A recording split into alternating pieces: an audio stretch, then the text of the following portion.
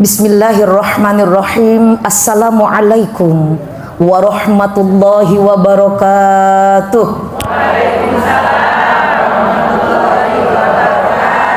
A'udzu billahi minasyaitonir rajim. Bismillahirrahmanirrahim.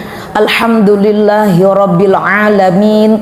Salatan wa salaman ala Rasulillah Muhammad ibn Abdillah wa ala alihi wa sahbihi wa mawalah.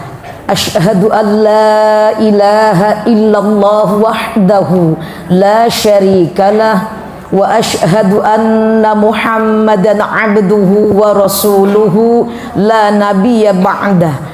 Allahumma salli ala sayyidina Muhammad wa ala ali sayyidina Muhammad. Rabbi shrah li sadri wa yassir li amri wahlul 'uqdatam min lisani yafqahu qawli wa ufawwidu amri ila Allah innallaha basirum bil ibad. Allahumma anfa'na bima 'allamtana wa 'allimna ma yanfa'una wa zidna ilma. Allahumma aftah abwabal khair wa abwabal barakah wa abwaban ni'mah wa abwabar rizqi wa abwabal ilmi wa abwabas sihhah wa abwabal afiyah wa abwabal quwwah wa abwabas salamah fid dini wad dunya wal akhirah bi rahmatika ya arhamar rahimin. Ila hadratin nabil mustafa rasulillah sallallahu alaihi wasallam bi barakati al-fatihah. A'udzu billahi minasy syaithanir rajim. Bismillahirrahmanirrahim. Alhamdulillahi rabbil alamin. Ar-Rahmanir-Rahim. Maliki yaumiddin. Iyyaka na'budu wa iyyaka nasta'in. Ihdinas siratal mustaqim. Siratal ladzina an'amta 'alaihim ghairil maghdubi 'alaihim waladdallin.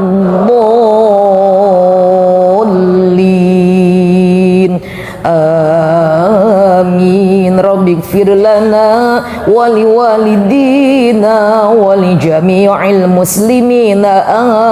Amin.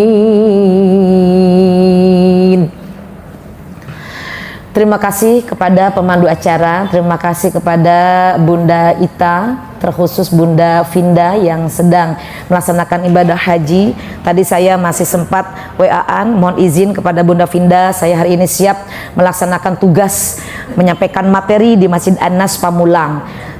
Beliau bilang saya masih di Mekah Bunda, dan tadi mau melaksanakan sholat subuh. Jadi kalau di kita udah jam 8, kalau di sana baru mau subuh, kan 4 jam mundur. Kalau waktu Australia maju, kalau waktu untuk ke Timur Tengah mundur. Ya, kalau di kita jam 12, kalau di Mekah jam 8 atau jam 9. Kalau di kita jam 12, di Australia jam 4 atau jam 3, gitu ya. Makanya kita doakan semoga Ibu Hajah Finda ini diberikan kesehatan, kemudahan, kelancaran, dilindungi oleh Allah, diberikan pertolongan dalam melaksanakan ibadah yang wajib maupun yang sunnah dengan sempurna, dan pulang selamat dan mendapatkan hajah mabrurah. Amin ya Allah ya rabbal alamin. Dan kita yang belum berangkat haji, semoga secepatnya Allah berangkatkan, Allah undang, Allah panggil dengan cara Allah, dengan izin Allah, kun fayakunnya Allah. Semoga kita bisa ke tanah suci, baik melaksanakan ibadah haji ataupun ibadah umroh. Bunda, ini musim haji, kita perbanyak bertakbir kepada Allah ya, berzikir kepada Allah, labbaik Allahumma labbaik. Walaupun kita nggak ada di sana, tapi ya Allah mohon kita pun nanti akan segera berangkat ke tanah suci dengan cara Allah. Luar biasa Bunda, berangkat ibadah haji itu sangat apa ya namanya, itu kan jiwa kita ya, ruh kita. Jadi apapun yang sudah dikorbankan itu tidak ada apa-apanya ketika sudah berada di tanah suci. Masya Allah, semuanya terbayar. La ilaha illallah, tidak bisa dibayangkan dengan uraian narasi kata terindah yang bisa kita ucapkan kecuali bersyukur kepada Allah. Alhamdulillahirabbil alamin. Bunda, ada yang sudah berangkat haji di sini? Berapa orang? Banyak? Alhamdulillah. Yang sudah berangkat umroh banyak?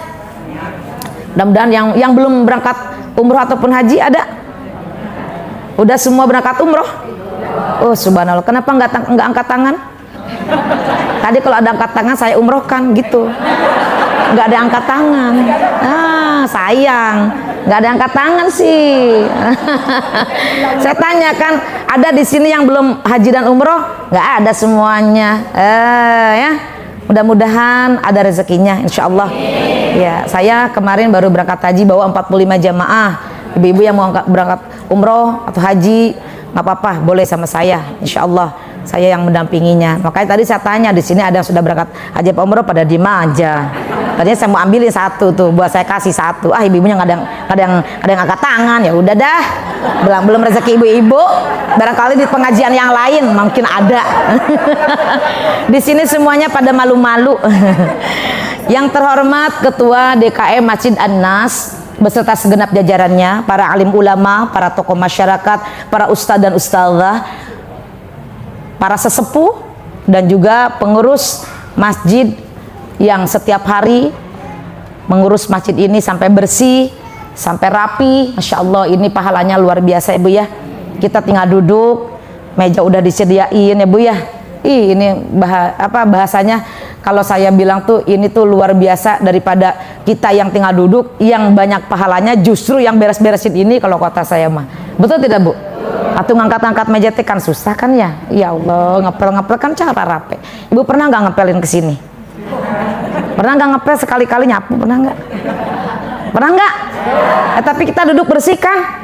Kita doakan yang merebotnya, yang sepetugas masjidnya diberikan kesehatan oleh Allah Subhanahu Wa Taala.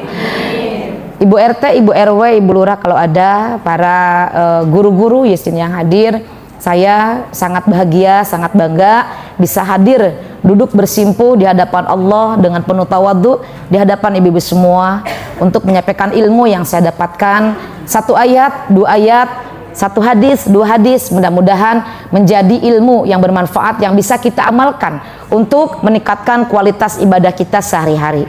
Mari sebelumnya kita bersyukur kepada Allah Subhanahu wa taala. Alhamdulillah hari ini Allah masih memberikan kepada kita berbagai macam nikmat, yaitu nikmat iman, terkhusus nikmat Islam, nikmat sehat wal afiyah, dan nikmat sempat melaksanakan kewajiban kita menuntut ilmu sampai akhir hayat. Mudah-mudahan langkah ibu-ibu semua, langkah saya pun juga menuju masjid yang mulia ini dicatat sebagai amal solehah, menjadi tabungan kelak di yaumul qiyamah, dan kita akan memanen amal solehah kita. Dan mudah-mudahan keikhlasan akan mengiringi duduknya kita di sini, karena ilmu tanpa amal itu tidak akan diterima juga ya. Beramal tanpa ilmu juga akan ditolak, betul tidak? Berilmu beramal tidak ikhlasnya ditolak juga. Makanya yang terpenting adalah ikhlaskan dulu. Kita duduk di sini, mudah-mudahan kita menyediakan gelas kosong, akan diberikan ilmu oleh Allah, kita akan menerima ilmu yang untuk bekal ibadah kita. Kenapa kita harus menuntut ilmu terus sampai akhir hayat? Karena kedudukan orang yang belajar dan mengajar itu mulia di mata Allah. Bahkan Allah sampai mengatakan dalam surah At-Taubah ayat 122, cek sama Bunda. Allah menyampaikan kepada kita sebagai umat manusia, janganlah semua orang itu pergi ke medan perang membawa senjata ya, melawan musuh-musuh Allah. Bisa jadi meninggal semua. Tetapi di situ ada kata Allah, adalah sekelompok kalian yang mau belajar. Inilah kita termasuk kelompok orang yang dalam Al-Quran disebutkan. Kita nggak bisa mengangkat senjata perang melawan orang-orang yang zalim. Kita pergi misalkan nih ke Palestina, kita nggak mampu. Bisa juga susah, ilmu perang juga nggak ada, biaya juga nggak ada, tenaga juga udah kayak begini. Bagaimana caranya kita agar sama derajatnya mendapatkan pahala kita berjuang jihad fisabilillah? Kata Allah, Cukup kalian dengan belajar, ikut cari majlis taklim dimanapun ada. Kalau ada waktu, kalau sehat, segera wasari'u, dan bersegera, segera, cepetan, getap, oi, ya oi, tuh kan, oi. Ngapain segeranya? Wasari'u ila, menuju maghfiratin, menuju ampunan Allah, mencari ampunan Allah. Jadi Allah memerintahkan yang pertama dalam hidup itu yang dicari ampunan dulu. Kalau Allah udah mengampuni dosa-dosa kita, udah lulus, kelar, tenang. Tapi kalau Allah murka, Allah marah, la ilaha illallah, bagaimana kita mau mencari ridho Allah? Maka carilah jalan menuju ridho Allah. Dan ini termasuk salah satu cara kita mencari ridho Allah. Niatkan duduknya kita adalah untuk mencari ridho Allah, bukan semata-mata untuk mencari siapa penceramahnya. Allah, dia mah nggak terkenal, biarin, nggak usah mikirin. Saya mah emang nggak terkenal, saya mah bukan penceramah kondang, bukan saya mah. Ya, yang penting bunda semuanya dapat ilmu. Insya Allah saya belajarnya jelas. Ya, saya dulu di Sukabumi, lahir di gunung, Bu. Saya itu anak orang gunung, anak kampung. Setiap hari mainnya di gunung. Saya tuh bisa setiap hari mainnya di sawah, ya. Jadi bapak saya guru ngaji di rumah, setiap hari ngajar ngaji, ngajar di Sanawiyah Al-Masuriyah. Kemudian di rumah ngajar bapak-bapak, ibu-ibu. Kata bapak saya, Tuti mah jangan punya cita-cita tinggi-tinggi. Kita mah orang miskin, kita mah orang nggak punya. Tuti mah cukup aja kalau udah besar jadi guru ngaji aja ya. Di saat orang tuanya mendukung, mensupport, memberikan, nanti kamu kalau udah besar cita-citanya harus setinggi langit, bapak akan dukung. Pokoknya mah kamu punya cita-cita, ayo sampai tercapai cita-citanya terwujud ya, mau jadi polisi, jadi dokter. Tapi saya tidak digituin sama orang tua saya. Tuti mah cukup jadi guru ngaji aja ya. Padahal saya pengen jadi polwan, Ibu, karena saya hobi ikut pramuka di sekolah itu, pramuka aja. Pengen jadi polwan. Bapak ngekat cita-cita saya. Tuti ngukur diri. Bapak mah nggak bisa nguliahin Tuti. Pokoknya kalau udah sekolah aliyah aja, bapak mah udah bangga bisa nyekolahin anak sampai aliyah. Itu juga bayarnya paro-paroan. Karena bapak saya ngajar di sekolah, jadi bayarannya SPP-nya separohnya. Kalau saya ujian UAS dapat kartu paling belakangan. Karena saya kan ya setengah harga. La ilaha illa anta ya Allah. Di sekolah saya hanya murid satu-satunya yang tidak pernah beli buku paket. Kenapa? Yang nggak punya duit. Minjem ke teman, sampai suatu saat teman saya bilang, Tuti, sekolah itu pakai duit. Kamu mah sekolah nggak punya duit? Ih, kok bisa sekolah di sini? Buku tuh dibeli, pinjem melulu, kamu mah nggak bosen? Maksud saya, ya emang saya nggak punya buat beli buku. Jadi teman saya tuh sebel sama saya. Suatu saat ngasih bukunya itu dilempar, tuh bukunya, sakit hati saya tuh. Beli, sekolah itu pakai duit, beli buku, makanya sekolah nggak beli buku. Saya tuh memang pinjam terus, karena gini, ketika teman-teman istirahat, kan nggak ada teman-teman yang bawa tas di dalam bawa buku ya. Kalau istirahat kan pada jajan-jajan, beli mie ayam, beli bakso, beli bawang, beli es gitu ya. Kan pada lenggang kangkung kan, bawa uang doang kan. Nah kan di kelas bukunya nggak ada yang dibawa kan. Nah saya itu memanfaatkan teman-teman pada istirahat, pada jajan. Saya emang nggak pernah jajan karena nggak punya uang, nggak pernah dibekelin uang jajan. Cukup makan sebelum berangkat sampai zuhur, kenyang tuh perut. Nasi yang semetung segitu tuh. Saya begitu. Ikan peda berempat, karena saya berempat saudara. Saking miskinnya orang tua saya. Makanya saya itu bagaimana mensiasatinya, teman-teman pada main, pada jajan, istirahat 30 menit. Saya minjem bukunya, kan tergeletak di meja. Saya bilang, nanti bukunya saya pinjem ya buat besok PR. Iya. Tapi lama-lama mungkin teman saya itu sebel, mengomong lah gitu. Sejak saat itu saya dek aja, ya Allah begini ya jadi orang miskin tuh. La ilaha illallah. Emang saya sekolah di sekolah orang kaya, Bu. Karena bapak saya PNS-nya di situ. Jadilah saya itu orang yang paling aneh. Yang lain tuh sekolah udah pada saya mah sekolah aja pakai sendal saking nggak punya. Akhirnya saya pas dibilang, Tuti beli buku tuh beli. Sekolah itu pakai duit. Kamu pinjam melulu. Tuh Langsung di situ saya udah, teman saya hari ini saya terakhir pinjam buku. Ini saya kembalikan bukunya, saya nggak jadi pinjam. Sampai kapanpun tidak akan saya pinjam. Saya langsung ke masjid, saya sholat, saya menangis dalam sujud, saya berdoa, ya Allah, berikan kesempatan kelak suatu saat buku yang saya mau beli, buku yang ingin saya miliki, kebeli. Ya Allah, saya cuma pengen belajar. Berikan rezekinya, berikan kesempatan, semoga kelak buku apapun bisa saya miliki. Nah, sekarang kebukti. Mau buku apa? Sepaket 8 juta beli. Beli buku 3 juta beli. Paling murah beli buku 250.000 beli. Jajan saya ke buku. Itu tuh Bu, doa tuh, tetesan air mata orang yang terhina, orang miskin dihina. Itu terbalik, itu air mata menjadi saksi. Sekarang saya mau beli buku apa aja, alhamdulillah. Saya kuliah S1 enggak pakai beasiswa, kuliah S2 tidak pakai beasiswa. Doktor pertama di PT IKI, bayangkan Bu, 6 tahun tidak minta beasiswa. Sekarang dokter kedua di IKI udah 5 tahun enggak minta beasiswa. Dari mana? Dari ngajar untuk belajar, dari ngajar untuk belajar, begitu aja. Dan buku apapun, semahal apapun, subhanallah, itu bisa saya beli, saya miliki. Walau saya nggak punya emas-emasan, tapi alhamdulillah buku mah ada, kebeli. Itulah, Ibu, jangan suka kita menghina orang, nyepelain orang. Sedikit aja dalam hati ada, kena itu, kotor hati kita. Kotor hati kita. Makanya saya kenapa? Opening saya seperti ini karena tema kita tentang perusak hati, ya kan? Ibu, menghina orang itu perasaan tuh enak enteng, tapi yang dihina itu inget loh Bu.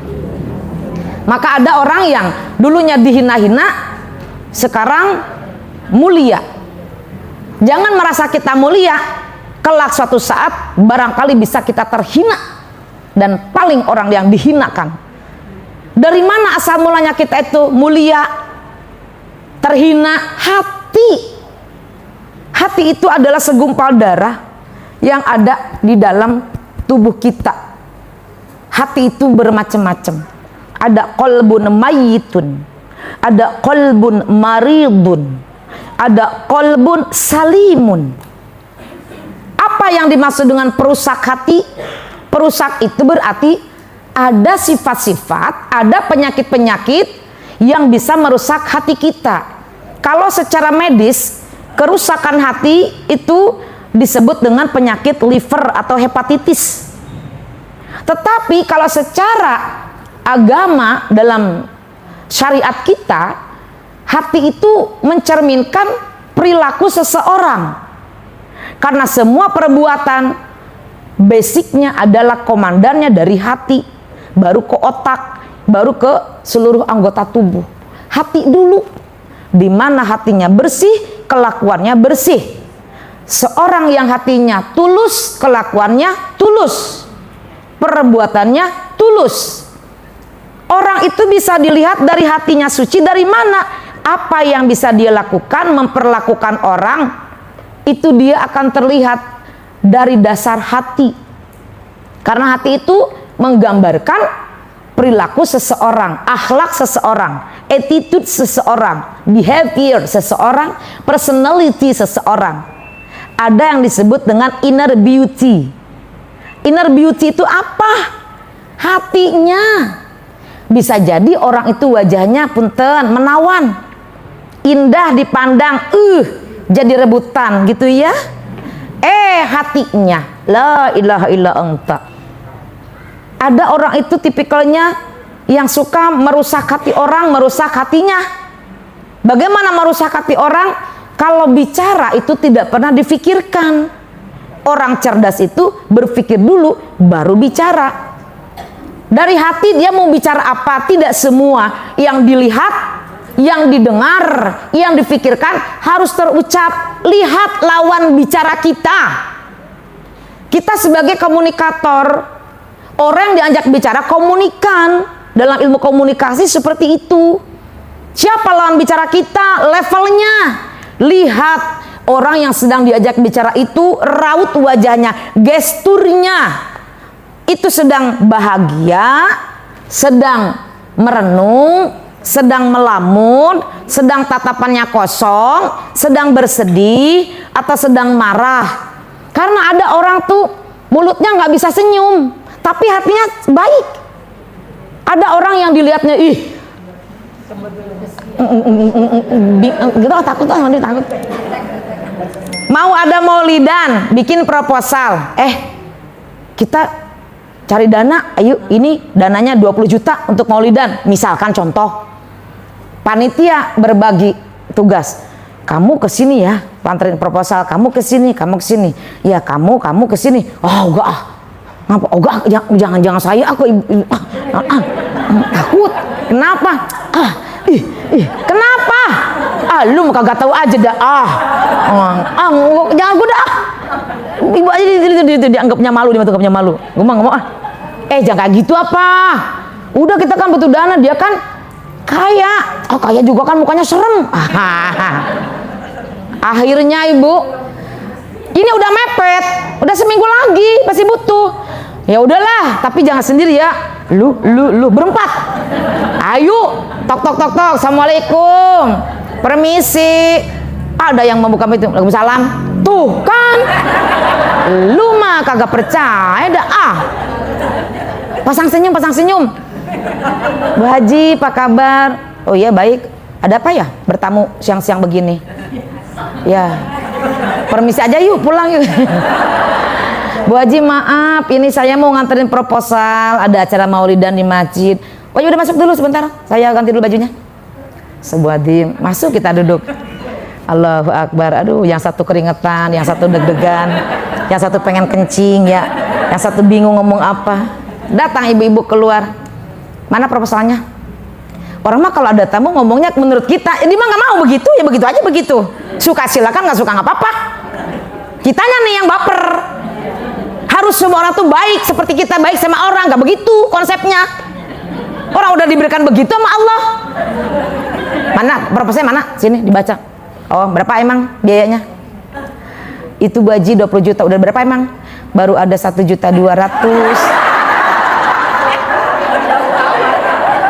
Oh begitu. Mana rekeningnya? Itu Bu Haji di bawah. Oh ya udah. Ya ambil handphone. Tok. Tuh, kurang nggak? Berapa Bu Haji?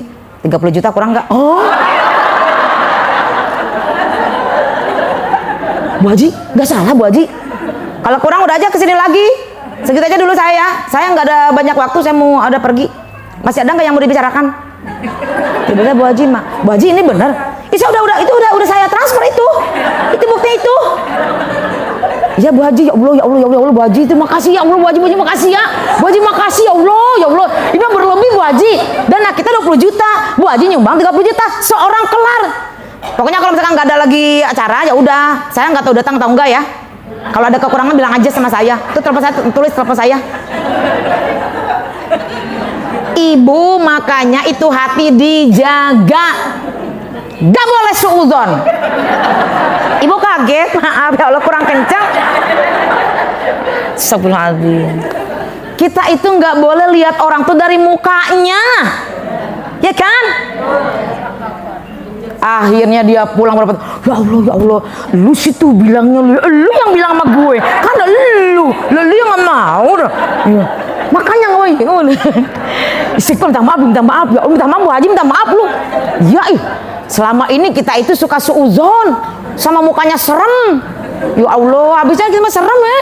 Ya karena kita makan kita makan ramah sama orang. Tuh, karena orang judes Allah turunkan tuh supaya kita adem. Hujan jadi adem. Ya Allahu Akbar. Itu ibu tipikalnya adalah orang seperti durian. Ya, durian, coba ibu durian. Ibu tahu durian? Soalnya beli ke All Press tuh di Simatupang, beli tuh. Ada durian montong Palu, ada montong Thailand, tuh beli tuh. Itu kalau bagi abangnya yang biasa buka durian, tak. Wah, ini nih matang nih Bu, dijamin nih Bu. Ya udah, trok, brak. langsung masukin ke kol. Ampun dah. Coba kita nggak pernah setiap hari pegang motong buka durian. Aduh, durian satu kita udah pakai anduk. Udah pakai apa cempalan dah. Buka durian satu bisa setengah jam. Apa yang ya Allah. Karena bukan ahlinya. Nah, ketika durian itu berduri, tetapi ketika dibuka wangi, enak, lezat, mahal harganya. Itulah kelompok orang yang di luar terlihatnya judes, tengil, ya, galak, tetapi ternyata sebetulnya baik. Ada juga nih tipikal, yuk saya minta sumbangannya ke si Ibu Mince. Ayo ke si Ibu Mince. Maaf, ada nama Ibu Mince nggak di sini? Soalnya dia mah segala macam, pokoknya mah artis pasti nih. Dia nyumbangnya pasti gede nih, minimal dia mah 5 juta dia mah. Kucu. Assalamualaikum Mince. Hai Besti, apa kabar ya Allah? Aduh, kapan-kapan enggak tahu ada tamu. Ngobrol. Besti begini Bu Mince, kita mau maulidan. Maulidan. Maulidan, iya ini mau minta bantuan lah, biasa kita riungan, kita kompakan. Oh ya udah, coba yang lain udah berapa? Ini tuh ada 100, 200, 50. Ya udah sayang 50.000 aja. Ya sebentar ya, ambil dompet nih, saya 50.000 aja, nggak apa-apa ya. Iya, la ilaha illallah. Misalkan, ya. Mohon izin nih kan contoh, Ibu contoh. Ini saya mengambil analogi contoh seperti kehidupan sehari-hari. Saya nggak usah mikirin yang tinggi-tinggi bicara, nggak usah. Kita kehidupan sehari-hari, karena kembali kepada tentang perusak hati itu. Jadi saya kembalikan dengan contoh-contoh kehidupan sehari-hari, ya kayak ibu ya, supaya ibu paham. Kita menganggap orang tuh sepertinya ini nggak taunya. Maka jangan mengharap kepada manusia, akan kecewa. Ekspektasi kita A, nggak taunya hasilnya D. Jadi kita harus bagaimana? Ya harus husnuzon. Jangan terlalu berharap kepada manusia. Itu hati kita harus bersih. Nggak boleh kita itu menghina-hina orang. Nggak boleh kita itu membuat orang itu terluka, ya. Karena doa orang yang terluka itu hatinya akan berdoa dan doanya diijabah oleh Allah Subhanahu. Ibu-ibu, mari kita lihat apa saja yang merusak hati. Satu, hati yang betul-betul keras, tidak suka dinasehatin, tidak suka mendengar orang lain itu menyampaikan hal-hal yang baik. Itu namanya orang yang hatinya keras, termasuk qalbun maridun. Kolbunnya sakit, hatinya sakit. Karena merasa dia paling baik, merasa dia paling benar, paling bagus, paling itu orang memiliki penyakit hati. Istilah katanya simpelnya sombong. Orang sombong itu keras hatinya, tidak mau dinasehatin, tidak mau mendengar nasihat. Ya, kalau kita yang hatinya lembut, dengar azan aja sudah lembut hati kita, Bunda. Bunda kalau bangun malam pernah nggak dengar assalatu wassalamu alaik ya imamal mujahidin ya Rasulullah.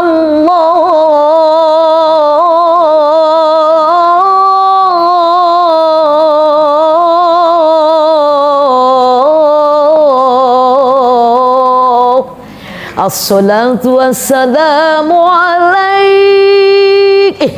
Ibu pernah nggak dengar suara itu?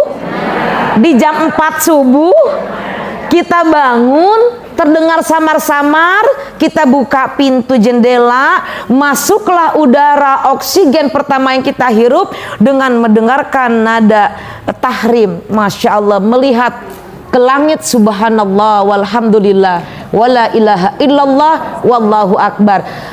Istighfar astagfirullahaladzim, ya Allah, lembut hati kita. Sholat itu kelembutan hati. Mau tahajud, mau berzikir, mau membaca Al-Quran, itu kelembutan hati. Namanya kolbun salimun. Kebalikan dari kolbun maridun. Ya, qalbun salimun itu hati yang selamat, yang menerima nasihat. Siapapun yang memberikan ilmu tidak ditolak. Ungzur maqala wala tanzur man qala. Lihatlah apa yang disampaikannya, jangan lihat siapa yang menyampaikannya. Walau saya masih kecil, walau saya masih anak-anak, mungkin ada manfaatnya, ibu ambil, ibu terima, berarti hati ibu qalbun salimun. Ya, berarti bunda semuanya nggak sombong. Kenapa? Menerima nasihat dari Allah. Kata Allah, wal asri innal insana lafi khusrin illalladzina amanu wa amilus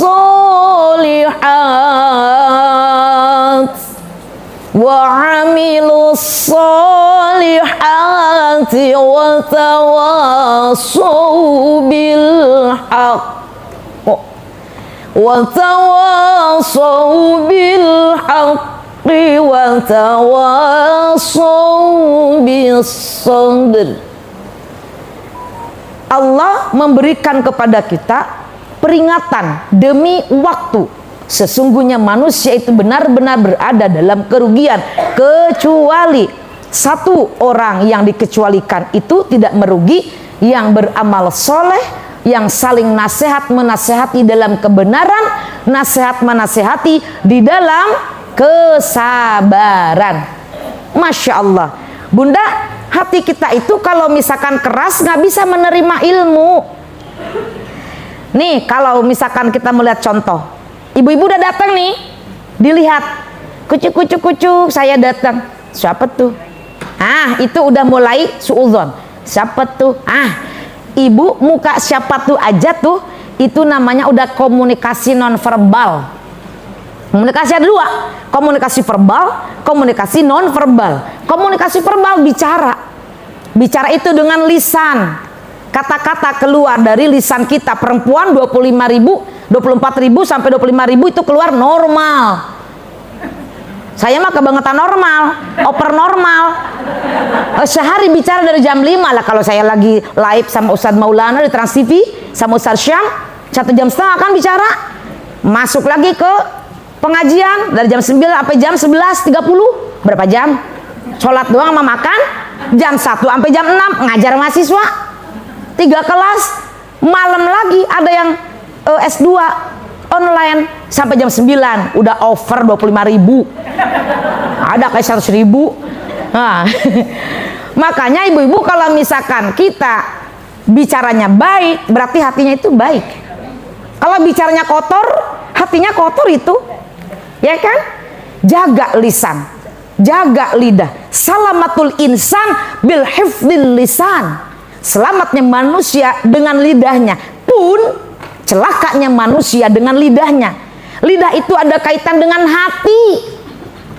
Hati mau ngomong, hati itu kesel, terlontar. Tapi kalau ibu cerdas dalam mengolah emosi dengan mengaji, dengan puasa, dengan sering dinasehati, insya Allah ibu, hati kita lembut, enggak keras. Kenapa? Karena dengan kita mengaji, menuntut ilmu, kita bisa menahan mana yang perlu kita ucapkan, mana yang tidak perlu, mana kalimat yang menyakitkan, mana kalimat yang menyejukkan, mana kalimat yang memotivasi, mana kalimat yang merendahkan. Itu pilih kata-kata. Ini kecerdasannya harus di otak, harus dilatih. Orang cerdas berpikir dulu baru bicara. Orang yang tidak cerdas, kurang cerdas, bicara dulu baru berpikir. Bagusnya berpikir dulu baru bicara, apa bicara dulu baru berpikir?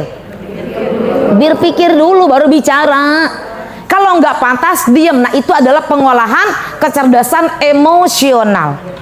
Puasa mendidik kita menahan emosi. Bukan berarti hanya bulan puasa saja kita menahan emosi, hati kita tahan, marah kita tahan, kesel kita tahan. Sesudah lebaran, udah kita kembali ke habitat semula, begitu lagi. Bukan begitu berarti itu nggak lulus. Makanya di mana nih yang puasanya mardud, mabrur yang mana? Kalau setelah puasa semakin baik tutur katanya, kalau setelah puasa ngajinya semakin istiqomah, kalau setelah puasa sholat malamnya istiqomah, kalau setelah puasa sodakohnya terus istiqomah, kalau sudah puasa puasanya juga dilanjutkan, maka itulah puasa yang mabrur. Betul atau tidak nih saya bicara? Nah iya, tolong dikoreksi kalau tidak betul. Makanya ibu-ibu, hati itu akan melontarkan kata-kata, jagalah hati, jangan kau nodai, jagalah hati, lentera hidup ini, jagalah hati, jangan kau kotori, jagalah hati, cahaya ilahi. Saya mengutip itu lagu dari Bapak A.A. Gim, ya kan? Tapi nggak tahu saya bener apa enggak itu kalimatnya, ya saya juga udah lupa itu. Ya, yang penting hati kita harus dijaga. Kenapa? Karena hati ada yang tidak suka dinasehati. Sedangkan firman Allah, watawasau bil haqqi watawasau bis sabri. Saling nasihat menasihatilah. Ibu, kelakuan kita, perbuatan kita, kekurangan kita, kejelekan kita, kelemahan kita gak bisa kita lihat sendiri oleh pribadi sendiri, oleh mata kepala sendiri. Dirasa iya, tapi kita nggak bisa menilai diri kita. Yang bisa menilai kita orang lain. Betul tidak? Makanya kalau ada yang menasihati, terima, ridho, ikhlas, lapang dada, legowo, alhamdulillah, berarti orang sayang sama kita. Jangan kesinggung, jangan marah, langsung dilabrak, ngapa. Maksudnya apa? Mau dibenerin, oh orang sebegitu ya. Ini mah ampun nih orang keras nih, nggak usah dilanjutin, pusing kita, dah serahin aja sama Allah ya. Kalau hatinya lembut, dinasihatin, oh iya terima kasih gitu, ya Allah saya berarti salah, saya luput, masya Allah terima kasih sudah mengingatkan saya, ya Allah makasih. Begitu orang yang hebat, kolbun salimun. Kalau yang dinasihati marah-marah, kolbun maridun. Oh, orang bagus, gitu doang. Ini nih Bu, bahaya nih. Gestur muka itu komunikasi. Hati-hati ibu lihat, kalau lihat orang nih dari bawah ke atas, atas ke bawah, nggak level. Jangan masuk ya, langsung tetek-tetek. Itu orang baru jangan masukin ke grup kita ya. Nggak selevel sama kita. Itu ibu ibu maaf saya mah bukan yang menyinggung, ini mah misalkan kan kita lagi ngomongin hati, atau harus mencontohkan yang real dalam kehidupan. Nggak usah saya ngomongin orang lain, kehidupan kita sehari-hari. Kalau kita punya seperti itu, berarti ingat, diagnosa diri sendiri, namanya kita sedang sakit. Kolbun maridun, kita merusak hati kita, walau cuman ujung mata.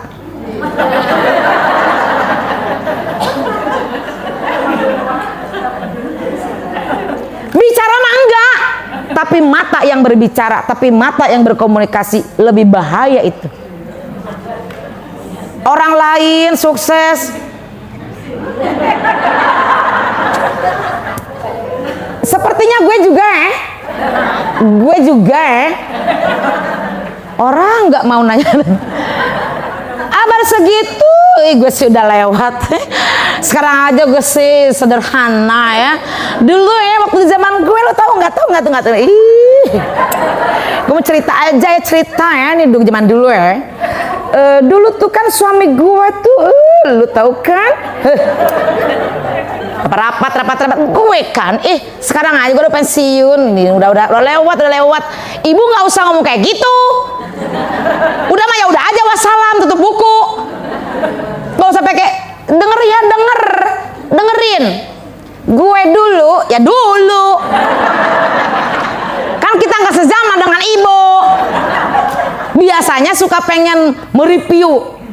Itu namanya kolbun maridun, ada sifat iri, ada sifat dengki. Itulah kita akui bahwa hidup di dunia ini nggak kekal, ada rusaknya, ada masanya. Betul kan? Yang kekal itu Allah, wa yabqa wajhu rabbika dzul jalali wal ikram. Allah itu memiliki sifat yang ketiga, wujud, kidam, bako. Itu bako itu kekal. Apa dalilnya? Wa yabqa wajhu rabbika dzul jalali wal ikram. Kebalikannya apa? Mustahil. Allah memiliki sifat fanaun, rusak, gak mungkin, impossible. Tuhan kita itu maha hebat, maha agung, maha besar, maha kuasa, maha mulia, segala maha ada pada 99 nama-nama terbaik Allah. 20 sifat yang wajib bagi Allah, 20 sifat yang mustahil bagi Allah, 1 sifat jaiz bagi Allah. Makanya ibu-ibu semuanya, kalau kita misalkan melihat tema ini perusak hati, itu sedikit aja ada rasa iri, dengki, sombong, menghina orang, wah itu udah berarti hati kita rusak. Lalu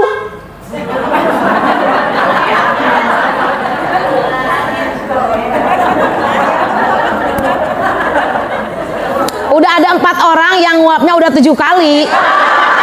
Nah, saya kan di depan, ngeliat mana udah 7 orang, saya hitung dari tadi 1, 2 gitu. Makanya dikagetin supaya cenghar. Oh, ibu nggak ada sakit jantung kan? Ibu ada sakit jantung tidak? Jangan ada sakit jantung. Ah, ya. Ibu, rusaknya hati adalah karena cinta dunia, hubbud dunia, serakah, gak pernah puas, gak pernah merasa cukup. Manusia itu akan merasa cukup kalau mulutnya sudah disumpal dengan tanah, baru merasa cukup. Kalau mulutnya belum ditutup dengan tanah, dengan kain kafan, dengan kapas, oh ya we, udah punya motor 1 mau 2, udah 2 mau 3, udah 3 mau mobil, udah mobil 1 mau mobil 2, udah punya mobil 2 pengen punya mobil 3, udah punya mobil 3 pengen punya bus, udah punya bus pengen punya truk, udah punya truk pengen punya kereta api. Ai sia kabebea kereta kahayang ai. Ampun. Ibu ngerti bahasa Sunda? Ada orang Sunda? Ah, begitulah pokoknya mah. Ini translate-nya di sini. Kalau orang itu ibu hubud dunia, apapun kurang. Itu levelnya level anak buahnya iblis. Setan itu begitu, iblis tuh nggak ada puas-puasnya. Hati-hati, jaga hati, jangan sampai kita hubud dunia. Boleh kita memiliki rezeki dari Allah dengan usaha kita, serahkan semua kepada Allah, nikmati, syukuri yang ada. Tapi jangan melewati kehendak daripada Allah. Kamu teh udah dikasih segini, disyukuri enggak, dicari-cari. Mau nyari apa? Mau nyari gengsi? Jangan di dalam hati kita, di dalam diri kita harus selalu jempol. Pengennya jempol, saya mah hirup teh nggak kepengen kelingking.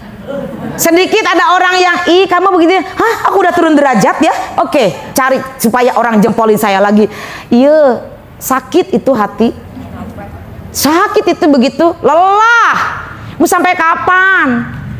Kita terlahir tidak memiliki apa-apa, tidak membawa apa-apa, pulang pun ke hadirat Allah tidak bawa apa-apa, betul? Terus mau nyari apa? Hoy. Ada orang yang lebih dari kita, entah juga gua bisa lebih dari dia. Itu maridun, kolbun maridun. Oh, orang beli baju, apa sih mereknya? Nama merek ditanyain, lihat di Google. Oh, dia mah bajunya harganya cuma 50.000, gue sih bisa 500.000. Lihat Shopee, maaf misalkan, pakai baju kudu jadi sampai iri-irian. Irian kan jauh ono di Papua. Yang penting mah kita semuanya bersama-sama, kumpul bareng, bahagia, tulus, ikhlas. Di mata Allah itu bukan dilihat wajahnya, bukan dilihat merek bajunya.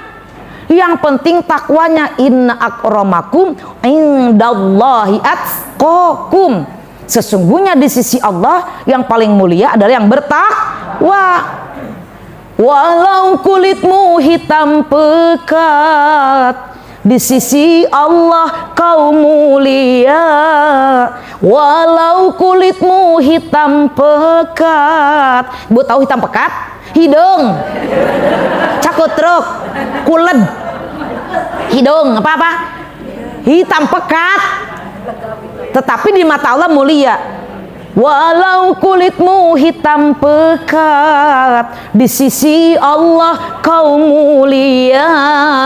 Bila diri kau hias taqwa, taat patuh kepada Allah, kau kerjakan perintahnya, kau jauhi semua larangannya tanpa merasa berat.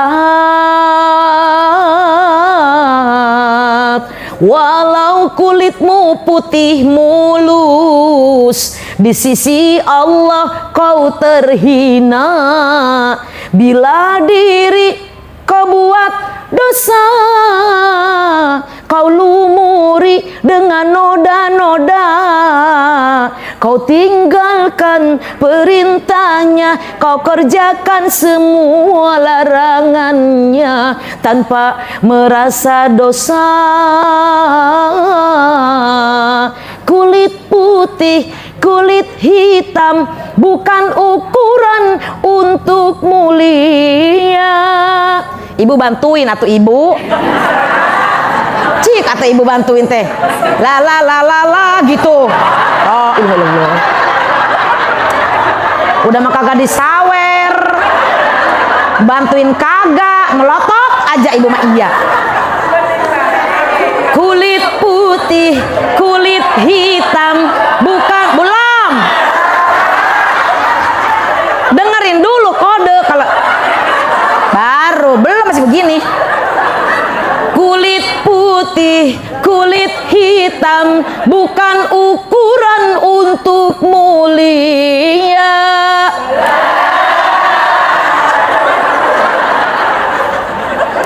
Kaya raya, miskin harta, itu pun sama saja.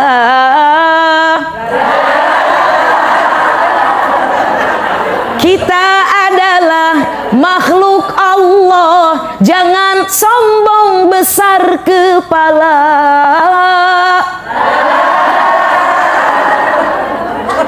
Antar suku, antar bangsa, itu pun sama saja.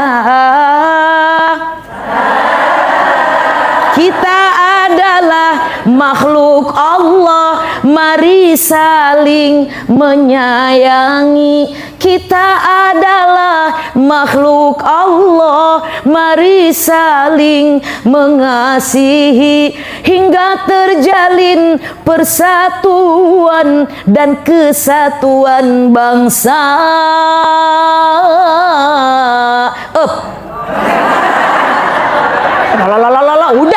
Udah ibu maaf.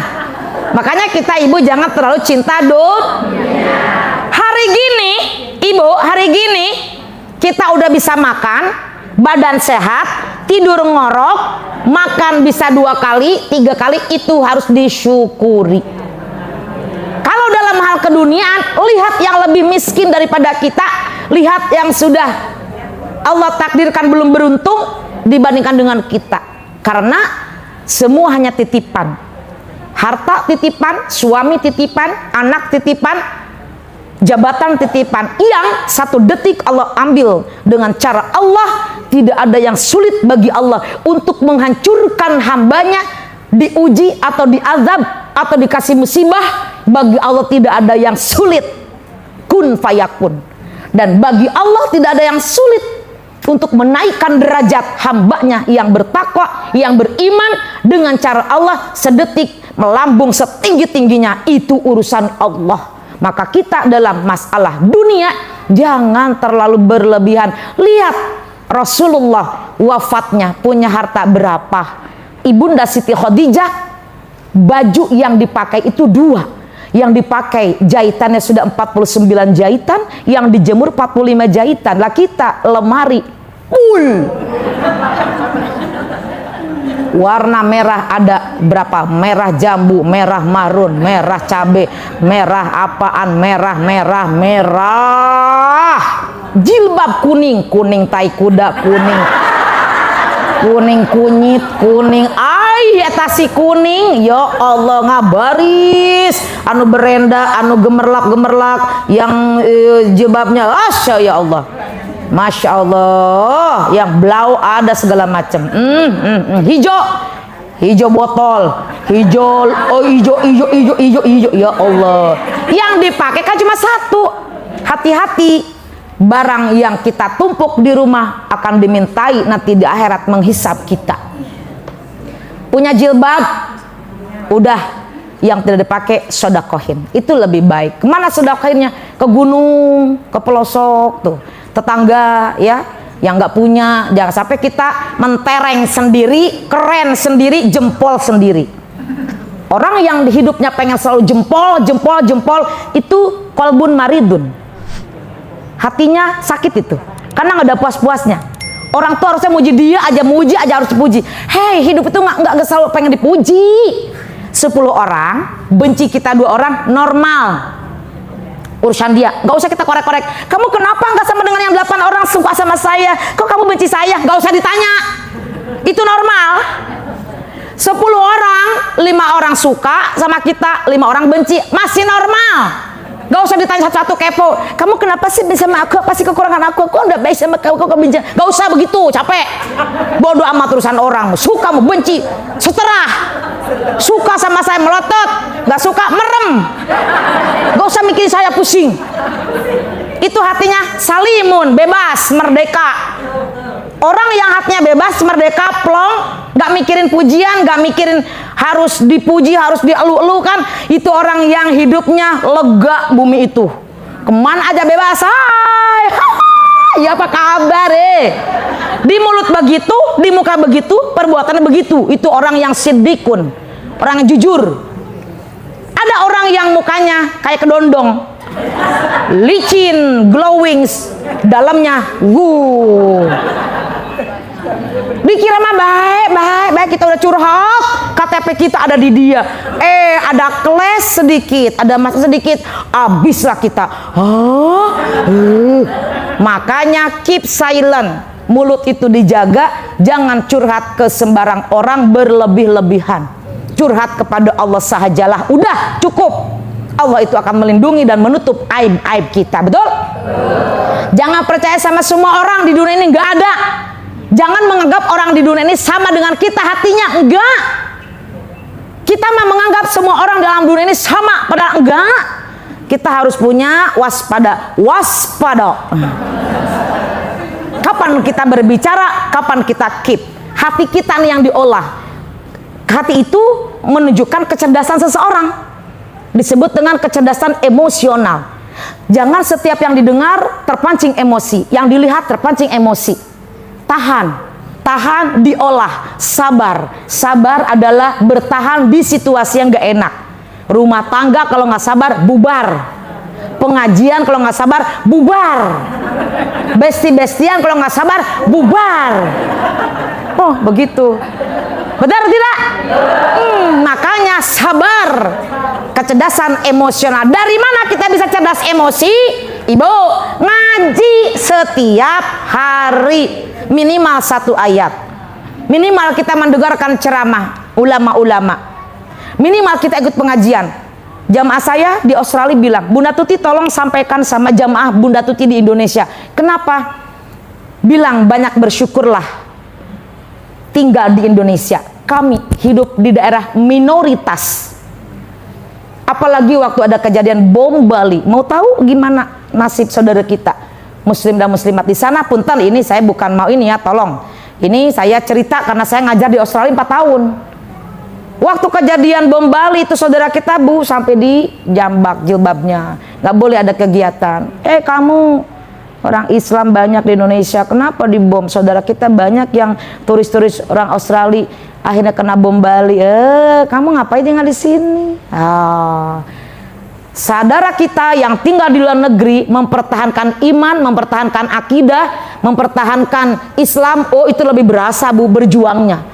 Ketimbang kita mah dateng dikasih snack, duduk manis, ada AC, penceramah mana yang tidak bisa kita undang, penceramah di TV mana nggak bisa kita undang, tinggal calling kalau punya nomor WhatsApp-nya kan, hubungi manajernya, datang, betul tidak? Saya Bu ngajar di Australia, di Sydney, lihat dulu tiketnya, kantas berapa sekarang? Normally 12 juta, pulang pergi 24 juta. Untuk ngundang saya 24 juta tiketnya doang, belum tempat tinggal. Sehari 2 tempat, sehari 3 tempat. Bunda Tuti, tomorrow you can speak English because all the people here want to know about the Holy Quran. In the Surah Al-Baqarah, what the conclusion? So just to explain about the Holy Quran, the Surah Al-Baqarah, we are a community Muslim here want to know about the Tafsir Al-Quran. Okay, and ready. Gitu Bu. Emang aja di sana pakai bahasain Sunda wae atuh henteu.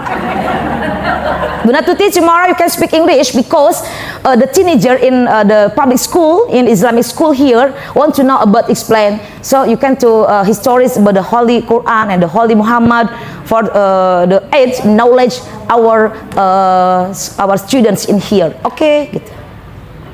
Makanya Bunda dengan belajar naik kecerdasan intelektual. Kalau kita berilmu akan jadi orang bijaksana, bijaksini, bijaksono. Benar itu.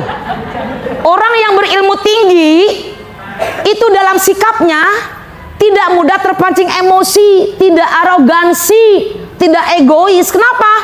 Ilmu dibekali untuk menjadi karakter yang bijaksana, bijaksini, bijaksono. Nggak pernah orang berilmu tuh mau berantem, nggak ada. Didengar. Bila diri ingin dikenang, semailah padi di tengah sawah, bawalah apa tuh? Bawalah ilmu padi di ladang, tambah berisi tunduk ke bawah. Bawalah ilmu padi di ladang, tambah berisi tunduk ke bawah. Gitu kan? Itu kan petua orang tua kan? Enggak ada. Ay, ibu lala melulu. Ntar pulang-pulang ibu ingetnya apa? Ngaji hari ini apa? Ngaji sama Bunda Tuti apa dapatnya? Lala. Ay. Padahal saya kesalahannya cuma sedikit, satu lala. Ibu mah ingetnya lala doang, tapi ibu juga nggak tahu lagunya apa kan? Atau setelah ibu dah dapatnya apa kek? Yang penting saya nyampain aja dah, ya ibu. Dari belajar kita akan meningkat kecerdasan kita, kecerdasan intelektual. Dari kecerdasan intelektual kita akan menjadi orang yang naik derajatnya di mata Allah, kecerdasan spiritual. Artinya dengan kita rajin menuntut ilmu, bergaul dengan orang-orang yang solihah, bergaul dengan orang-orang yang rajin mengaji, itu akan terbawa semangat dalam ibadah. Itu namanya kecerdasan spiritual kita menaik, bukan menurun, tapi menaik. Makanya ibu-ibu terasa nggak kalau udah ngaji kita rindu lagi nih? Aduh, rindu lagi nih. Semoga kita bisa ketemu lagi dengan pengajian bulan depan, betul? Itu ibu udah Allah berikan naik kecerdasan spiritual. Dari ngaji ibu senang ngaji lagi, senang bersedekah lagi, senang berkurban, senang berbuat baik. Itu ibu naik tingkat spiritual. Karena apa? Imannya dicas terus. Iman itu bagikan handphone ibu, kadang-kadang mati, kadang-kadang hidup, betul? Al imanu yazid wa yanqus. Iman itu kadang-kadang naik, kadang-kadang turun. Atau saya masa ngomong naik, iman itu kadang-kadang naik, kadang-kadang turun. Kan nggak enak, ya kan? Ibu-ibu mah kalau digituin aja kaget. Iman itu kadang-kadang naik, kadang-kadang turun. Ini lagi ngaji begini, iman kita lagi naik apa lagi turun? Jujur ngaku di hadapan Allah, iman kita lagi naik apa lagi turun? Mantap. Pulang ngaji iman kita naik apa turun? Yang turun jangan jangan ngundang saya lagi ya. Berarti saya gatot. Nggak ada fungsinya saya ngasih ceramah udah teriak-teriak. Pulang ngaji iman kita turun. La ilaha illallah. Kagak kasihan apa sama saya? Ya Allah, Bu. Iman itu harus kita pupuk, harus kita selalu charge. Di mana mencharge iman? Di tempat Allah turunkan hidayah, di masjid, di musola, di majlis taklim. Karena itu akan dibahas tentang Al-Quran, tentang hadis Rasulullah, ya. Kita nggak usah ngajinya seperti anak-anak yang di sekolahan. Udah nggak umur, udah beda zaman ibu, beda zaman ibu. Nggak usah kita kayak masuk. Saya bunda mau kuliah lagi. Ibu sekarang udah pakai Infocus, udah pakai GPT, udah pakai AI, ya, udah pakai harusnya segala macam. Ada UTS, ada UAS. Pusing. Baru sebulan kita sekolah, kita kuliah, pingsan bisa udah. Nggak penting. Ngaji yang benar, menuntut ilmu kita yang benar, yang paling tepat di usia sekarang. Begini, benar begini, udah paling benar begini. Duduk melotot ngunyah. Duduk melotot ngunyah. Udah paling benar. Beneran ibu, bener. Bener. Bener. Coba pengajian yang nggak ada kuehnya. 3 orang udah untung. Sorry ya. Tapi kalau pengajian ada snacknya, misalkan, ya itu udah budaya, al-adat tuh kuatun, udah jadi adat, kebiasaan. Bukan berarti kita mau nyampah. Ya emang kita bahagia, yang ngundang ridho, panitia ridho, ya pengurus ridho, yang hadir juga ridho, sama-sama ridho, angtarodin, Allah pun ridho. Tapi bukan berarti kita dikasih snack langsung kita makan. Tapi kalau lapar, ibu jangan ditahan, makan aja. Nggak apa-apa, umur sekitar mah nggak apa-apa. Saya kalau ngajar mahasiswa, anak-anak semua silakan makan di kelas. Tapi tolong satu syaratnya, kata kuncinya, jangan nyampah. Masukkan sampah ke tas masing-masing, bawa pulang. Kalau udah nyampe di bawah, ada tong sampah, buang ke tong sampah. Itu ibu anak-anak zaman sekarang gede doang. Kalau nggak diingetin, nyampah di kelas tuh nyampah. Bekas botol, bekas seblak, bekas cireng. Oh sia, badan doang gede ya. La ilaha illallah. Itu tuh bu, nah itu tuh. Ini kenyataan bu, saya bu ngajar bu 14 tahun ngajar mahasiswa. La ilaha illallah. Tapi kalau kitanya bawel nak, boleh makan. Tapi satu syaratnya, datang bersih, pulang bersih. Iya bunda, siap. Jadi saya nggak pernah risih dengan orang yang saya ngomong, teman-temannya presentasi makalah, tapi ada yang makan. Karena kita nggak tahu. Ada anak yang dari jam 1 sampai pagi ngejain tugas, belum sempat sarapan, belum sempat sana sini, baru ngeprint ke fotokopi, mana setor tahfidz, lapar, pucat aja kamu, kenapa pucat, belum makan. Lah kalau pingsan saya gotong, saya repot, mending dia suruh makan. Gitu. Jadi ngaji seumur kita begitu. Yang terakhir closing bunda, 1 menit closing. Dengan hati kita bersih, jauh daripada perusak hati, sombong, iri, dengki, takabur, ujub, ya, hasad, hasud. Apa beda hasad? Hasad itu yaitu tidak suka orang lain itu baik, mencari jalan untuk menyakitinya, menghancurkannya, ya. Zolim termasuk. Maka termasuk orang yang dihalangi, terhalang hidayah, satu faktornya zolim, termasuk urutan pertama.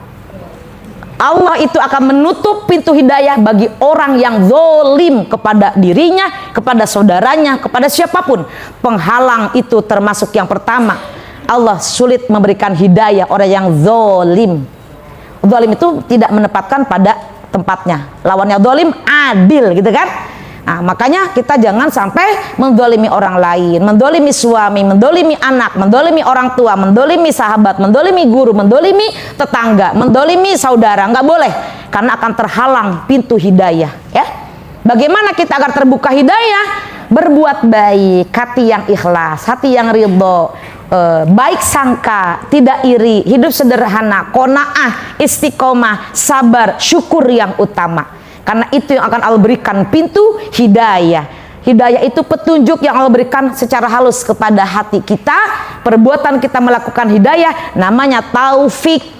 Kebetulan itu skripsi saya, waktu saya diajarkan sama Dr. Haja Faiza Al-Sibru Malisi, pakar ahli tafsir. Itu dosen pembimbing saya. Kalau di S2-nya saya ambil masih kaitan dengan hidayah. Karena saya ngajar di orang agama Buddha 9 tahun, belum masuk Islam. Tetapi dia menggunakan syariat Islam dalam kesehariannya, mempergunakan berhubungan dengan karyawannya semua menggunakan syariat Islam, tapi belum syahadat. Saya mau tahu kenapa orang yang masih berkeyakinan bukan kepada Allah, beragama Buddha, tetapi kelakuannya, perbuatannya, amalannya, dia ikutin semua syariat Islam. Yang sebaliknya, orang Islam, beragama Islam, berKTP Islam, banyak yang melakukan keburukan-keburukan. Itu saya mau tahu di mana letak hidayah itu. Saya mau tahu ada berapa ayat, ada berapa surah. Ternyata lebih dari 386 kata-kata hidayah. Inilah Bunda, hidayah itu penting. Dan ketika disertasi, saya mau tahu kecerdasan komunikasi. Dalam Al-Quran ada komunikasi dengan kita, dengan Allah, dengan malaikat, Rasulullah dengan malaikat Jibril kan, Nabi dengan para sahabat, dengan istri beliau, dengan putri dan putranya, dengan umatnya. Bagaimana berbicara yang baik kepada orang tua, berbicara yang baik kepada suami, berbicara yang baik kepada anak, mantu, cucu, tetangga, guru, sahabat, teman sebaya. Itu ada kata-kata, aturannya, arahannya, nasihatnya dari Al-Quran. Qaulan azima untuk siapa, qaulan layyina untuk siapa, qaulan karima untuk siapa, qaulan ma'rufa untuk siapa, qaulan thaqila untuk siapa. Saya meneliti 4 tahun, ada 49 kata-kata qaulan. Diujikan 6 profesor. Pimpinan sidangnya Profesor Dr. Kiai Haji Nasaruddin Umar MA, Menteri Agama, itu sebagai ketua pimpinan sidang, menyidang saya. Sidang tertutup disertasi, sidang terbuka disertasi. Profesor Darus Hude, Profesor Hamdani Anwar, pakar-pakar ahli tafsir semua. Profesor Ahmad Kibraya, la ilaha illallah. Profesor Nur Alfia Febriani, digojlok itu hasil penelitian saya di tahun 2021. Alhamdulillah lulus, Bu. Makanya saya sampai sekarang lanjut lagi kuliah ilmu tafsir, karena banyak dalam Al-Quran yang belum saya ketahui. Al-Quran semakin digali, bukan kita menulis dalam tulisan, tetapi menangis, Ibu. Dahsyat kalau kita belajar Al-Quran, kandungannya, isinya. Dari 114 surah, sudah berapa surah sih yang kita kuasai materinya gitu loh, yang sudah kita pahami? Belum. Saya surah Al-Fatihah aja belum sampai sekarang paham, belum paham. Makanya saya kenapa belajar itu linier, ilmu Al-Quran tafsir aja, ilmu Al-Quran tafsir aja, tafsir hadis, itu aja. Kenapa?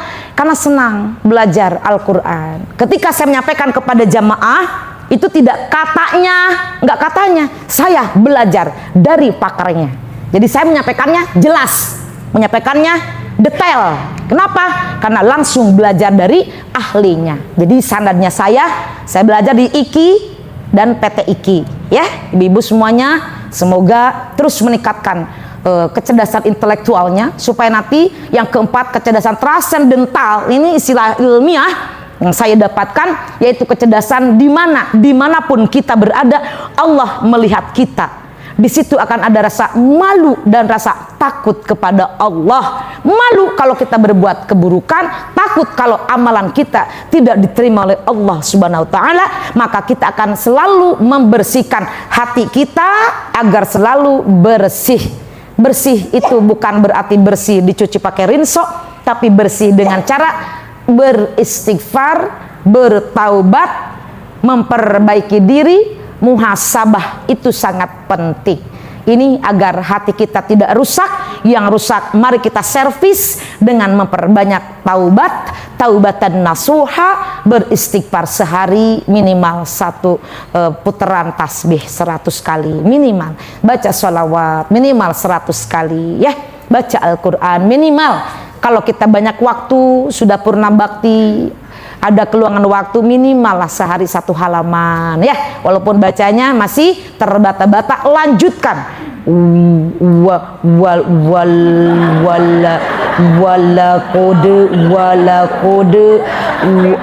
Wala kode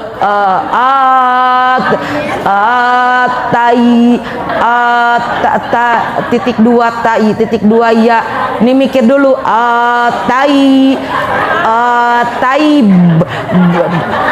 titik di bawah, titik di atas, nun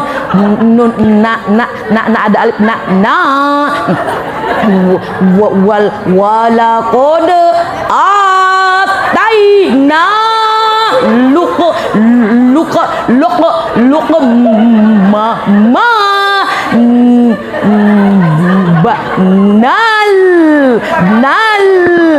nal hikmah hikmata mata hikmata hikmata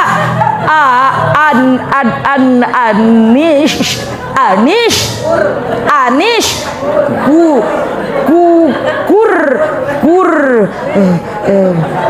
lillah. Keringat bu. Walaqad ataina luqmanal hikmata anish kurlillah.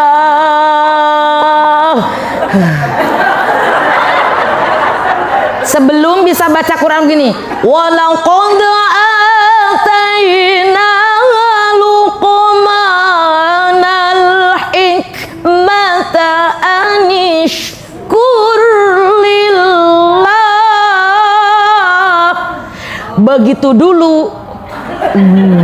Walaqad ataina luqmanal hikmata anishkur lillah wa man yashkur wa man yashkur fa innallaha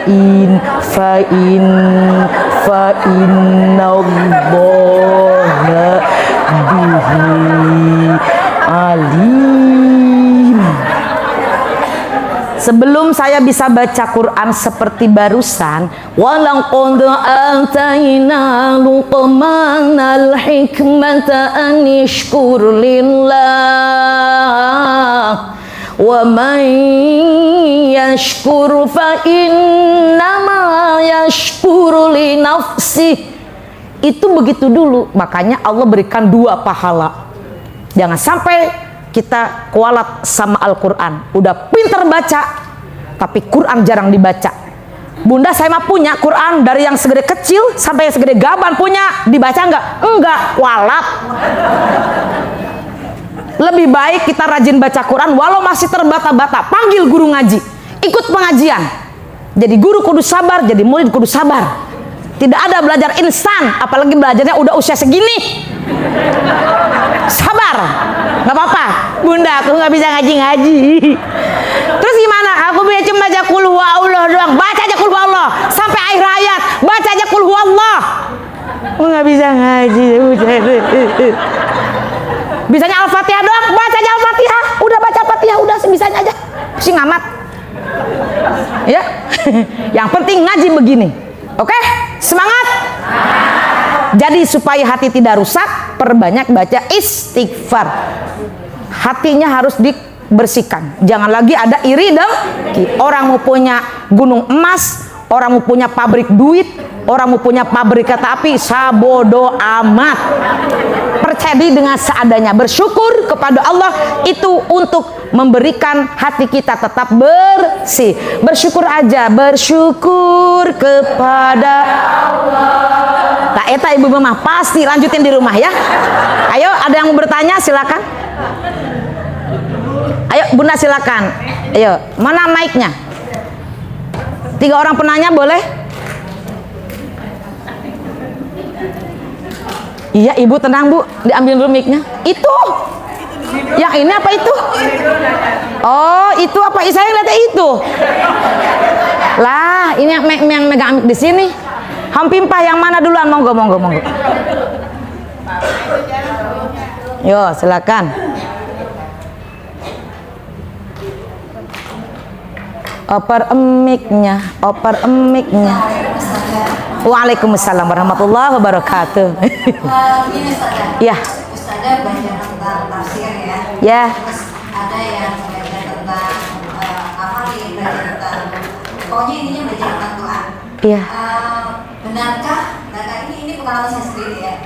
Kalau interaksi kita dengan Al-Quran itu kurang, maka kita sulit betul untuk mempelajari itu. kayaknya ini Quran punya siapa lu? Gak pernah baca, pernah gitu. Terus ini ngapalin itu sulit banget, lama banget, setelah hafal satu ayat besok lagi lupa. Kadang-kadang cuma lupa, apalagi udah cari tafsir ya misalnya. Kira-kira resepnya gimana? Karena misalnya kan udah banyak banget tafsir yang udah S berapa tadi? Sudah profesornya. Seperti itu kan berarti benar-benar sangat-sangat paham tentang Quran gitu ya. Jadi kedekatan dengan Quran itu benar-benar udah gimana, jadi dimudahkan gitu. Nah, Amin. resepnya itu gimana supaya kita tuh bisa dekat dengan Al-Quran? Baik. Terima kasih. Assalamualaikum warahmatullahi wabarakatuh. Waalaikumsalam warahmatullahi wabarakatuh. Resepnya satu, Bunda.